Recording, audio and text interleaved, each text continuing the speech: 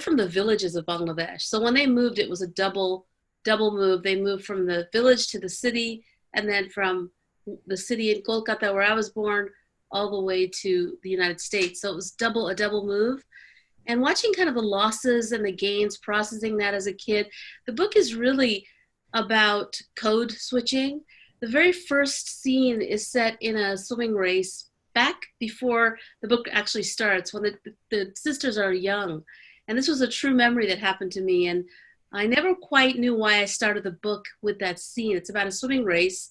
When you read it, you'll see that it all boils down to the fact that the mother of these girls didn't know the rules, and how that felt to the young girl, because she was frustrated. There's a frustration that she knew more about the rules than her mom, and that's really what that second generation faces, like I did, that idea of code switching from the old to the new. And then there's a third generation, which is our sons, and that's really becomes the question of, how Indian am I? And I'm Bengali. Our boys would just say they're Indian, and their friends would just call them brown. So there's kind of a progression of identity that is interesting through the generations. Right. So one of the things that I find interesting about your books is that they cover a wide range of topics, right? And some of them, when you were talking about Tiger Boy, you said you did a lot of resource search and you lived in the Sundarbans for a while. In this book, you bring this near, like you just were explaining, is a little bit closer to home. So which do you find more challenging, writing about things that are drawn from experience, or things that are so different from what you know? There's a different set of challenges with both. When I'm writing about what I know, my Bengali culture, my family, I forget about the reader. And so then you have to realize the reader doesn't travel in those places. So you still have to think about that bridge between reader and writer.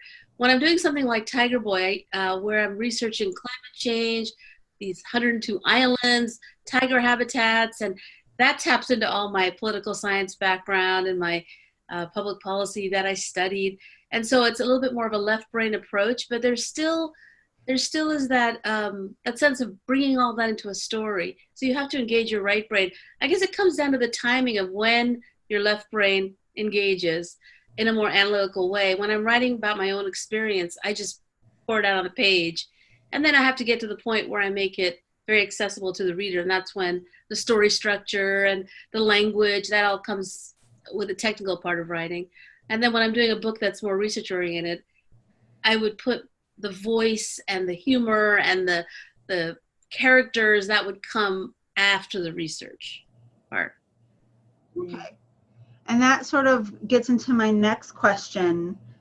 What do you think is universal about your stories? And then what aspects draw on the cultural specificities? So with the South Asia Book Award, one of our goals in the award is to offer books that allow teachers and students to become familiar with South Asia, right?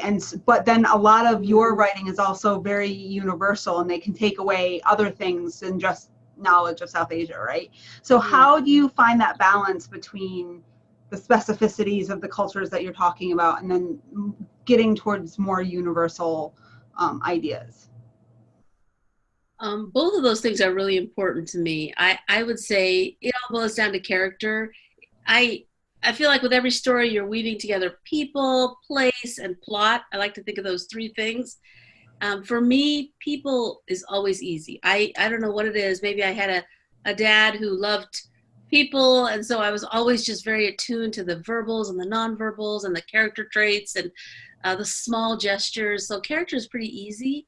And I think that's where it boils down to. It's when I put a character in a place, and place is also pretty good for me. Plot I'm working on. I'm trying to, hopefully this next novel that I just came out, I really worked hard on plot. So I'm looking forward to hearing what you think of that, Amira, because I tried to make it more of a page turner.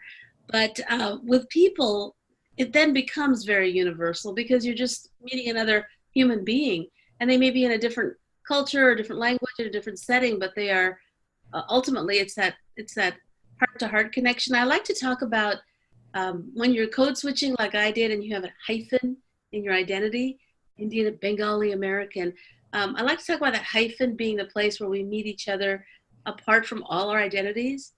And I think when you encounter a character in fiction that is written really as well drawn, I think that's where you meet them at the hyphen. Your hyphen and their hyphen sort of encounter each other beyond any of the other identities that are on either side of that. So, but specificity is really important to me as well, Amira. I'm glad you guys look for that in your award, because I've read one too many books where someone's from Africa, or someone's even, I'm asked sometimes to be a sensitivity reader for books that are set in South Asia. And I often almost always say no, because I've asked the writer, well, which part of India are they from? Are they Gujarati? Are they, and often the writer will say, well, no, they're just Indian.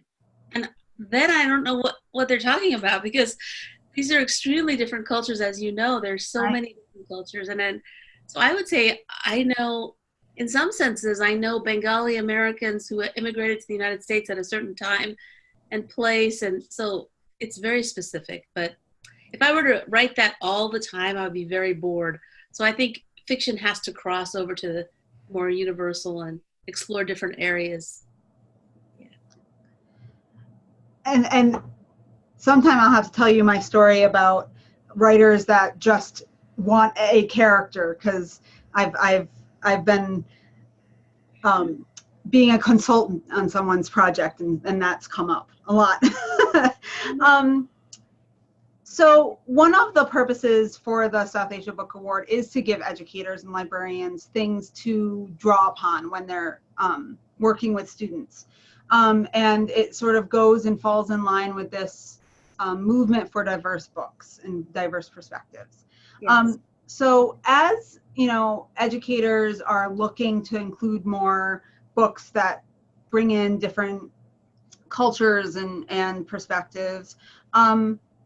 What do you think educators should think about? What are some of the things that they should keep in mind? And what are some ways you would encourage them to help students think through these big topics like identity and belonging and difference and privilege? Nothing like a good story. I think when it comes to the nuances of these ethics, Mm-hmm. gray areas, and letting the student have the room to figure it out, to navigate it, there's nothing like being lost in a good story. I would recommend, though, using that, going back to that specificity versus universal. Another way to look at that, of course, is that old windows and mirrors metaphor. So I really like to think about power being shared between the reader and the writer and the educator. So I would give the reader a lot of room to find their own windows and mirrors, especially if they're in that, I'd say, fourth grade till about 10th grade, and they're reading freely. I would be surprised sometimes by what they find in terms of identity reflected. I've received letters from a girl in rural Iowa who read my book, Secret Keeper, 1970s historical fiction, no white characters, all set in Kolkata. And she said, I've read this book 7 times. This is my book. And she went on and told me all the ways that she saw herself reflected in that story. And who knew that this girl in rural Iowa would find that? So I would say to give the reader quite a lot of freedom to find their own windows and mirrors, and especially between the ages of, as I said, 4th, maybe 5th grade to 10th grade, to present these global books more as mirror books than window books. Because if you the educators say, like my book Rickshaw Girl, for example, which is set in Bangladesh, if you were to say, oh, here's a great book about Bangladesh, you could learn about it, that is probably not as appealing, because you're talking about a story. Then to say, this is a story of a girl who makes a very big mistake and then has to have the courage to make it right. I would recommend the latter in that middle age group rather than the former, because it allows the reader to go beyond just that one ethnic identity window or mirror, and let them find their own connections. The story's going to take them into another place. The story's going to have them explore friendship with a character that's very different than theirs, than them. So that's the power of the story. But I would give the reader a lot of freedom to find their own connections. Great. And then getting back to what you were talking about in terms of your discomfort sometimes with the sensitivity reading and how people portray South Asia. How do we need to educate readers to be critical when they're reading a story, and sort of getting back to the idea of having multiple stories, of knowing when a story is authentic or based in some sort of reality, or when it's not authentic, or there's something not quite right, or maybe it's an idealized version, romantic version of a particular culture or a place. How do we teach students to be open to these different stories, but also be mindful of biases that might be in the work? Yeah, I'm glad you used the word multiple stories. I'm sure you've seen that 2007 TED Talk by Chimamanda Adichie about the danger of a single story. So, and that's what I love about these awards. You're shining light on many titles set in South Asia. You're showing the breadth and the depth and the width of the diversity within South Asia. And that's what's so important, is to have more than one story. And I'm a firm believer that, like people, every story has flaws. And like, so there's no story that's going to be 100% correct when it comes to authenticity. Even my parents, they're so authentic village, but they're authentic village 1970s. So today's village person would hear their experience and think, that's not my experience. So I think there's that question of authenticity becomes a little bit stifling when you realize that all of us are so specific. We come from our own corner, our own intersections, and we're all going to have a flaw in our story. The question of the extent of it, hopefully with research, with own voices, with empathy, with holding a bunch of babies and just shutting up for a while, there'll be fewer flaws, but there's still going to be flaws. That's why we need more than a single story. We need more than a single author. We can't just say, oh, I've read The Kite Runner, I now know everything there is to know about Afghanistan, history, culture. So that's why it's so important to get these global voices into the hands and hearts of our students. America's unique. We're very insulated. Most cultures are reading widely, and that gives them a big advantage. You would think that, well, no, Americans are advantaged because we have so many books that are just about Americans or movies, but it actually ends up raising this monocultural generation with no capacity to code switch. And in a global world, that puts us at a disadvantage. So I would say many stories crossing many borders as soon as possible, exposing kids to all kinds of stories that would help them become code switchers through stories. And that skill of code switching would last them for a lifetime. And so I want to switch a little bit, or actually before I do you have anything else that you want to share about you bring the distant near before I sort of move on to your newer work? Is there anything else that you want to share from the process of writing it, or your experience with it? Yeah, the title is sweet because it's a Rabindranath Tagore poem, and he's a poet from Bengal who's written thousands of poems. The book was originally titled Borderlines, which is a terrible title, Mara, very boring. I'm not good at titles. So my editor, all my editors now are about 20 years old, like my doctors and my dentists and my pilots. She's a very young woman, beautiful editor. Anyway, she said, she was going to go and read some of Tagore's poetry because I interwove a lot of that into the story and see if she could come up with a title. So she went away for the weekend, read a lot of his poems, and she said, on Monday, she called me and said, I think I have the title, You Bring the Distant Near. And that was really startling to me. I don't know why I hadn't thought of it myself, because when my husband and I got married, he was the first in the world of Bengalis, there's Bengalis and non-Bengalis. I mean, that's it.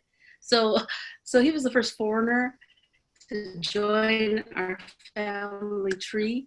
And my grandfather, everybody was a little wary, but my husband went, I know you did this too, Amira, went and met all the relatives and ate a lot of sweets and all that stuff. And people just loved him. And so when we got married, my grandfather sent a poem to be read in our wedding. My sister read it in Bengali and in English, and it was Tagore's You Bring the Distant Near. So when the editor picked that, I thought, of course, it's perfect, because that's what the book is about. It's about how, really, that's my calling in my fiction. And I think for you as global educators, that calling to use stories and teaching and really our whole life to bring people who are far away close, and not only just near, but the poem talks about making the family out of a stranger. And I think that's what the purpose of the book is about. Great. So I want to talk a little bit about your two new books. So you will be having a picture book come out, Between Us and Abuela, and this will be your first picture book. So what was different about writing a picture book than your longer form children's and YA pieces? And what drew you to this story? Well, the picture book format is a good place for me to be right now. I read so early that I skipped picture books altogether. But then when I parented, I did read picture books with our boys and discovered that beauty of collaboration between artist and words. So that's been a lot of fun to allow Sara Palacios, the illustrator, to add her nuances into the story. It's called Between Us and Abuela. It's set on the US-Mexico border. I was just asked recently, oh, you write children's books, how sweet. What do you write about? And then I just laid it all out and said, well, I write about refugees and immigration and shadism and racism and the US-Mexico border and child soldiers and landmines, and the person's jaw just kind of dropped. I don't know, I can't stay away from these gray areas of ethics, and especially where borders intersect. I am fundamentally a border crossing person. And so the border in California, we're a border state. So that's the border down there. For 25 years, there's been this joint worship service in Friendship Park around the time of Las Posadas. It's a one-day service. They opened Friendship Park up for 3 hours. There are 2 fences, and there's a little park, Friendship Park. It used to be wide open, but now there's 2 fences, and they only open it up for 3 hours a year for this beautiful worship service. So the book is set in that place, in that time when they're celebrating this beautiful Mexican holiday, and she wants to see her grandmother. Now I saw my grandmother only twice, I think, before I was married, and that's a loss. One of the losses is you grow up far from extended family, and so she wants to see her grandmother, but of course you could only pinky touch through the fence. She's trying to get her a gift to her grandmother. She's trying to figure out a way to get it to her grandmother. So for me, it's all about that loss of being separated, and how when I've read the book now twice to different groups of small children, and the first question they always ask is, why is there a wall? Why is the grandmother behind a wall? And it's kind of the emperor's new clothes, I guess. But the reality of borders and politics and nation states, I understand that. But a child's heart is like, I want to hug my grandmother.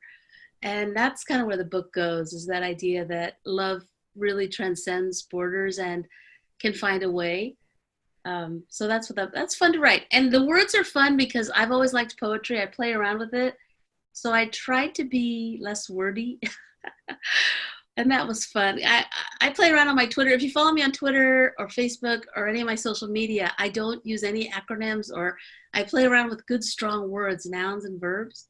So I got to do that with this picture book. I have another one coming out as well, another picture book in 2020 about borders.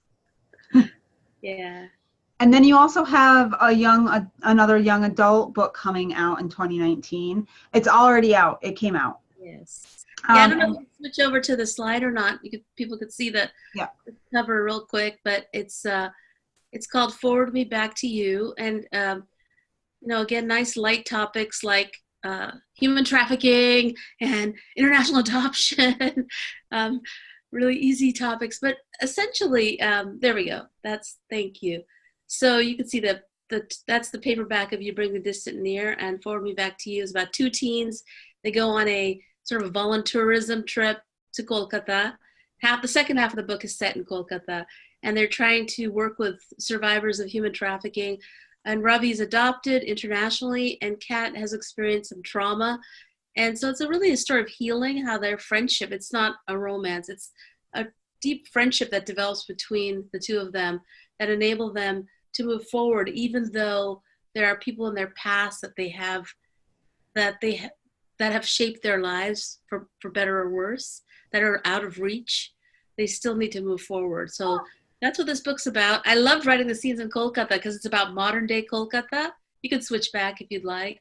And modern day Kolkata is so, I don't know when you've been there last, Amira, but you know how, there's coffee shops and there's malls and it's kind of shatters the expectations of what people think of when they think of a big city in India. And that was fun to write about today's culture and the good work that's being done by Indian nationals to work with human trafficking, to work with survivors, as well as the strengthening the rule of law there. That's really emerging. The police force is working hard. And so it's really a good time for that to be showcased, the good work that's being done nationally there.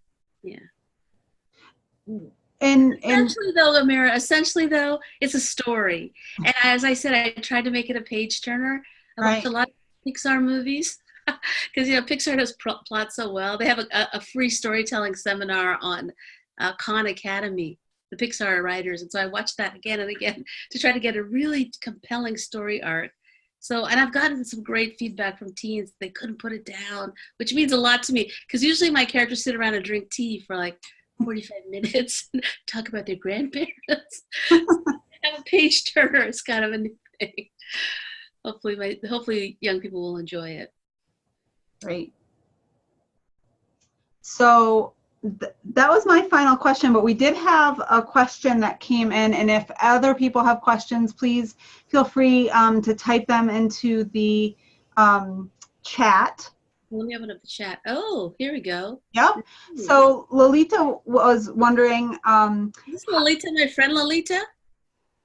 I don't know. Okay, anyway. Nice. All right. Hi, I just unmuted myself. I'm not sure if I'm on video or not. I'm in Madison, Wisconsin. I work with Rachel Weisz, who I know you know well. Oh, yes. Yeah. I can be your friend, Lolita.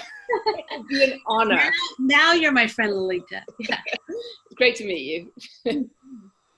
Lolita, do you want to ask your question? Sure. So you, Mitali, you talk so engagingly about encouraging American readers to engage with the code switching, and I find I was a linguistics major once upon many years ago, so that use of that word, I think many people don't really understand what that means, and I love how you really unpack how Indian is not a thing. I feel that you need to go to India and tell people that. So it seems to get lost. But anyway, that's not my question, but it kind of frames it. So how do you engage American, and I guess with that, I mean primarily white American readers who are, where we are in Wisconsin, our kind of main constituent. How do you engage with that code switching? How do you stop yourself from forever being exoticized and put in that other category? How do we do that? Give us some tools. Yeah, I think it's really important to start with children.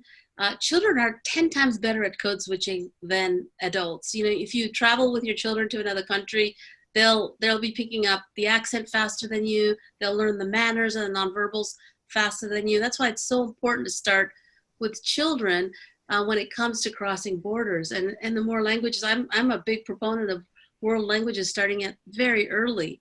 Most people in other parts of the world are speaking 2 languages already. As I said before, American children are a big disadvantage. So the great thing about code switching as a child, even if you just have a good family friend that you have to take your shoes off when you go to their house, or you've read global books, even though you're living in the boonies of Wisconsin somewhere, the more that you can encourage your children to cross a border, that code switching ability lasts for the rest of your life. There are traces of that will last into adulthood. Whereas if you go monoculture all the way through adolescence, it's very difficult to acquire it. And you would err on exoticizing or asking someone, hey, you're Indian. Do you know my doctor? Or, the various other questions, Lolita, we get. So, but that doesn't happen for a child, even if in the most rural monocultural areas of the United States, who has been purposefully led into code switching. By code switching, I mean learning the code of another culture. What is polite? How language is phrased. Like, we have 3 words for you in Bengali because age is so important, right? Those are little nuances that a child picks up fast. And you could do that through stories, you could do that through friendships, you could do that, but you have to be intentional. And if you do that for your children, whether they're students or your own children, you give them a big advantage for the rest of their lives in a global world. So I would say that's how you draw people in, by saying, do you really want your children to be disadvantaged by being so monocultural? This is not, you're not doing a service to them. Draw them in by saying this will give your children, if you do it before the age of 14, 15, 16 is when your brain gets, I always tell kids, you lose your superpower. By the time you're 16, your brain will get thick and dumb like other adults when it comes to code switching. So do it now. So that's how I would make it more invitational and say, this is a chance, the window's going to close. Thank you. It's super interesting. We had a meeting today at the university to talk about, how can we get more students to enroll in language learning, and less commonly taught languages, and Hindi, Urdu is in that category, and other languages too. And we kind of said, by the time they come to university, they're already lost. You really want to catch them in middle school. And I think you're right, even elementary school. And so I think this is where the South Asia Book Award, from my perspective as a South Asian, is so amazing. You get elementary school kids to read these books. You get librarians to talk about it. By the time they're in middle school, maybe they're thinking about studying another language. And that's how we build on it. So thank you for your books. And Mara, thank you for your work. I'll mute myself again. And that sort of leads into a question that I always ask, and sort of think about in my own work, is for teachers or librarians who don't know where to start, what would some of your suggestions be for, if they're a little, because one of the things is people are often worried about getting it wrong or doing it wrong, so they don't do it. So what would you say would be like a good way, first steps of introducing South Asian cultures into an elementary school, for example? Wow, what a good question. That wasn't on your list, Mary. I know. Let's see. What is the best way of introducing South Asian cultures into a classroom? I think your educator needs to have, children can sense when it's a genuine interest, when it's something that's coming from the heart or something that's being forced upon them. So I would say that if the educator is genuinely interested to learn about this huge subcontinent that is, what is it, 23 major languages, growing so fast. Hindi and Urdu, what is the number 4 in the world when it comes to languages? And then there, of course, Bengali is number 7. So if an educator themselves is interested and has passion, I'd say that's 75% of the battle. And mistakes, they're going to happen. Like I said, there's flaws in my stories. I don't get it right all the time. I'm Indian. People often ask me, oh, do you know I'm the definitive answer to everything Bengali? And my cousins in Kolkata are probably like, just getting everything wrong. So we are all going to make mistakes. I think how you model as an educator when you what happens after a mistake, the openness to discussion, to being corrected, to learning, to saying, well, I didn't know that. I asked somebody if they spoke Indian. Well, there's no language called Indian, children, and that was my mistake. So what? Who cares if you make a mistake? What you're modeling is an openness to learn, and your children will sense that, both that passion you have, that interest in other cultures, as well as your hospitality in the classroom to people in the community. That's another thing. Your excitement about a story has to be genuine. And then your openness to say, I don't know much, but I want to learn, and I'm going to make a mistake. So children, make mistakes with me. Let's learn together. Yeah. I think that's really, really important. Excuse me. Does anyone have any other questions? You can unmute yourself and ask them, or type them in the comment bar. Yeah, let me look at the chats. Come on, I love your questions. They're good. Let's see. While people are thinking, can you tell people, so one of the things that you do is you tour very broadly and go to schools and give presentations. And one of the groups that you've worked with a lot is the Girl Scouts. So can you tell people, if they're interested in maybe bringing you to their school or to their community, how they might go about doing that? Yeah, you can find all of that on my website, mitaliperkins.com. And I've just I think I've gone to 10 states in the last 15 days. Wow. That's why I'm a little bit, because I just launched Forward Me Back to You and I had to go on tour for that. So, so I do love speaking to kids, and especially kids that you can see their faces light up when I tell them what a gift it is to grow up between cultures, because most of the time especially if they're refugee kids or kids without privilege economically, there's this sort of, oh, I'm sorry for you, you're not fully American. But to realize that they actually have an advantage, that's one of the gifts that I love giving those kids who are between cultures, to say, hold on, it's tough. You're translating the secrets for your parents. I know that's tough, but if you survive, you will survive. And when you do, you're going to be well ahead of the game. That's fun to talk about. So yeah, I love I much prefer talking to kids than grown-ups. Much so. Grown-ups are like, they're fine, but kids are so much more, I don't know, there is that openness to story with heart and mind. There's that natural hospitality that kids have to you when they know that you want to be there. So I just love groups of students. And now I get to go to the little ones in Mira with my first picture book. I'm used to talking to middle school and high school, but I've been going into these little tykes, and one of them will raise their hand at the end of my talk. I said, any questions? She raised her hand. She said, can I give you a hug? And I thought, yes, I'm going to see the little ones now, because the big teenagers will not say that. I'll look at you, maybe their nonverbals will change and they'll laugh at your jokes, but they're not going to say, can I hug you? So I'm ready for hugs. So this next book's coming out September 10th, and I'm ready for that. I'll go on tour again. I'll be around. I'm doing a lot of festivals and a lot of conferences and things. So yeah, you can find out on my website. And I think we have a question that is on chat. Let's see here.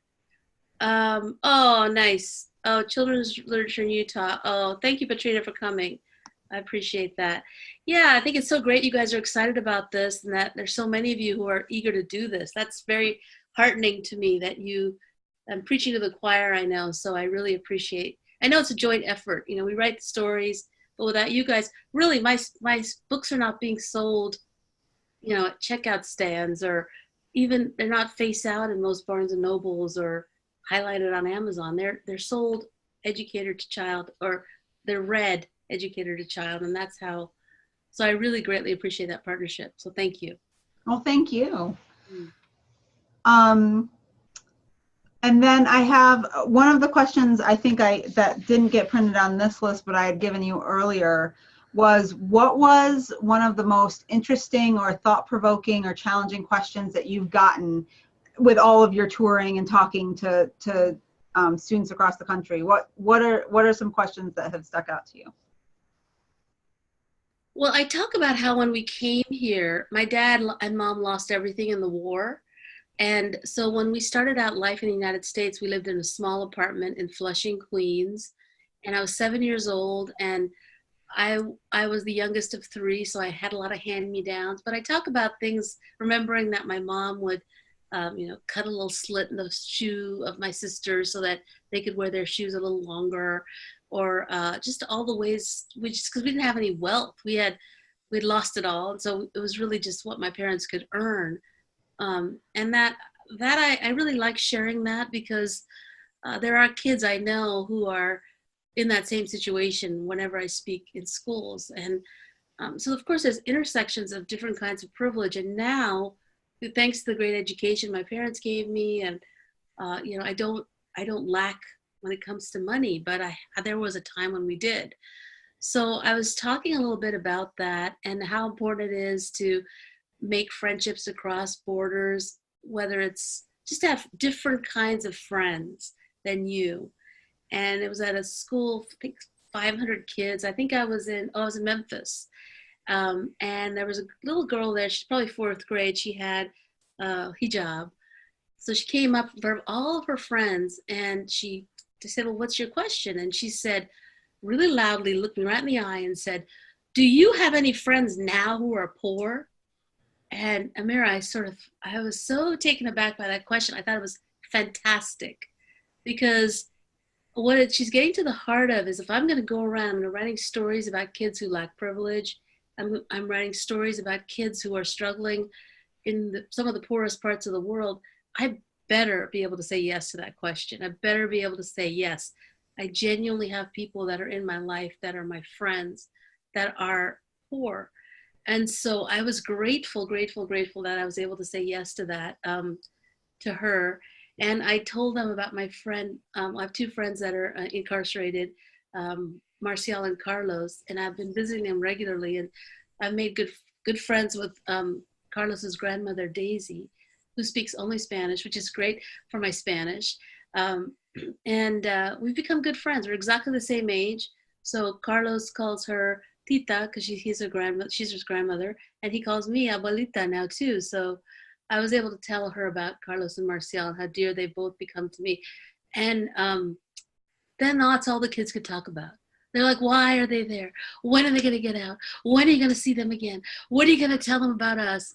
So I was very glad for that question. It's a challenging question, but it's really an important one for storytellers, because if we can't say that we do have those true relationships with people that we're writing about, then I don't think we should tell that story.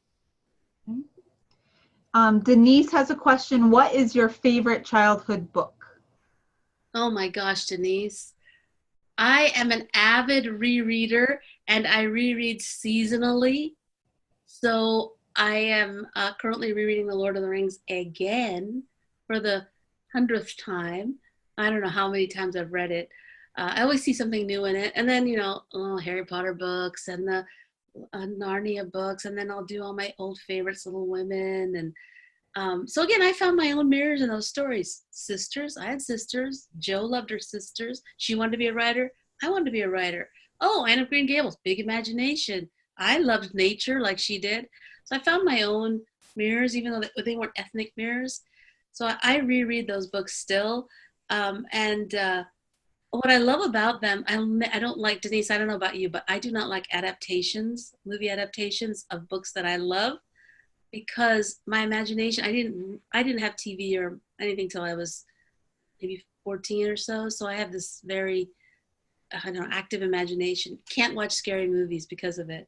But I will imagine characters. So remember when the Lord of the Rings movies came out, and I have this ongoing crush on Aragorn. I just loved him. As a teenager, he was always this like brown guy, swarthy. And then the movies came out and it was that Viggo Mortensen. And I was like, no, that is not Aragorn. Stop. Anyway, that's just shows you how much I love and own those stories. And I think it's interesting because my book Rickshaw Girl is being adapted to a movie right now. It started filming April 11th. And that's the one exception. Kids often say, well, you don't like adaptations. Now your book's being made into a movie. The reason that I'm not hesitant about that is because my parents fled Bangladesh during partition. They were Hindus, and there was a lot of enmity between Hindus and Muslims at the time. And so Muslims took over our land and blah, blah, blah. And my grandfather was a bitter old man till the end about, Muslims. And so I was able to go back and see that land and make peace there and meet the family that lives there now. But more so, that story. So my parents came to California. I wrote the story about a Bangladeshi Muslim girl who's trying to drive a rickshaw. And then someone in Bangladesh then took it back to Bangladesh. And it's being made into a story by Bangladeshi Muslims, which for me is this beautiful full circle of that story, because it's being made more authentic. Now I'm not Muslim, so it's deepening the story's authenticity. So I'm really excited. It'll be coming out in the fall. I'm sure if it gets great reviews at the film festivals, maybe you'll see it in theaters. My husband's already ordered his tux for the Academy Awards, so don't go rushing to do that. to make it's a long way from that, but it is being filmed and it will be released. So it's really exciting for me to see that book being made, adapted by Bangladeshi Muslims. Right. And Lolita said she also has a question about childhood books. All right. So hi again. Can't wait to see you at the Oscars. Yes. Yes. I'll wear a sari. I'm going to be wearing a full shari. Of course. Excellent. Dreaming. So I was thinking when the question was typed, like what were my favorite childhood books, and pretty much everything I've read. I don't know if you're familiar with the English author Enid Blyton. In the United States, they tend not to know her, which is bizarre because she's so famous in Europe and India as well. Then most of the books I loved have now been discredited as being this incredibly racist, colonial, can't possibly read this anymore. So I don't know that I don't think there's anything from my childhood that I necessarily would want to reread. How do you feel when people still bring out these kinds of old chestnuts and they're so colonial and you're like, come on? I mean, I'm assuming you feel that. I don't know. How do you negotiate that? Yeah, right. In The Secret Garden, when Mary, the very first scene, Martha says, oh, she peeps over her bed to see if she was, yellow, to see. And then Mary says, oh, you thought I was a daughter of a pig? You thought I was Indian? And I remember reading that as a kid, and I had been in Mary's skin. And then when I heard that line, all of a sudden I was Indian and I was the daughter of a pig. And so, but I was aware of it. And I think it's really important, though, there's this growing movement to remove books from the canon. And I for one, I trust the educators to teach those well. I know in Europe, Lalita, they have, like with Tintin in the Congo, they'll, instead of pulling it, because it's one of the most colonially racist tellings of what happened in the Congo. Right. They'll put a red band around the book to indicate to parents and teachers that it needs discussion, it needs to be introduced. Some people would say no, that child who's Congolese is still going to be triggered and affected by that. So, but I trust the educators, I trust the gatekeepers, and I trust myself as a reader, and even kids who are taught, trained, especially code switching kids, to pay attention to flaws in my stories, flaws in every story. There's going to be no story that's going to have that's going to stand the test of time without something. Even in my beloved Lord of the Rings, he talks about the hobbits being different skin colors, and the ones that are more noble have fair skin, and you know how that is in South Asia with the fair skin thing. And I notice it, I pay attention to it, but I would say that to eliminate a book, some are, of course, is there a fatal flaw? People often ask me, is there a fatal flaw that you would withdraw that book completely? I would go a long way with discussion, with education, with conversation, with wondering why the author was trapped in the time and what that exposes. And I think it's a kind of a narcissistic view of our own time, that we're so enlightened and we've got it down now. We're not going to have flawed stories come out of our era. That's a little bit prideful and arrogant, I would say. So more importantly, that we're discerning readers that can find, and movie goers, story consumers that have those little warning flags go off every time there's something that is off. I would want us to be more like that as a community. It's a super interesting project. Like, how do kids learn to be racist? Frankly, I mean, if I think back about these childhood books, the Secret Garden. Oh my God, I must have read that 100 times, and now you've completely thrown it away from me. I still reread it all the time. I still read discussions. I think you're absolutely right. What do kids learn when they read these old classics? So let's read them and then talk about it. Yes. Thank you so much again. Thank you. Yeah, I would say to get to the point where one generation is judging the books of another generation because we think we're more enlightened, there are probably areas of blindness that we can't see that our future generations will say, well, they were a bunch of dummies. So we've got to let the stories come, multiple stories, and I would say equip readers to be the kind that'll say, like, I remember thinking, I love this book, Secret Garden, I love it, but there's that one part, and it doesn't wreck the story for me, but I notice it, and I pay attention to it, and I know that that's where she aired from her time. So, thank you so much. You're welcome. I don't know if we have any other questions. I don't think we have any other questions. Okay. Thank you so much for taking the time to talk to us, and we look forward to reading your new books. I know I can speak for the committee members that we're very excited to get your books for this year's South Asia Book Award. And for those of you who are on the Outlook, we will be announcing our 2019 titles very, very soon. I'm working on the announcements as we speak. So keep an eye out on our Facebook page or our website for that. And hopefully we'll have one of those winning authors chatting with us next spring for our webinar series. Thank you, Amanda. I have to say thank you so much to you guys for this list, which I think is a very well curated, thoroughly read list. It is interesting that you guys do not limit your books by the ethnicity of the author or illustrator, but by content, and I'm very glad for that. I think some of the awards do that, and I'm glad for the South Asia one that it's open. I think you guys read widely and you know when something's authentic or not. So, but I mean, this is my second time. Tiger Boy and this, I was so excited. It's helped the book get out there. I'm so grateful to you guys for the award. I think, it takes a ton of work, and I know it's an act of love for you guys. So I just am so appreciative. Thank you so much. Well, thank you. Thank you. Keep writing, because we love reading your stuff. Thanks, Amira. Have a good night, everyone, and enjoy the spring weather wherever you are. All right. Thanks, everybody. Bye. Bye.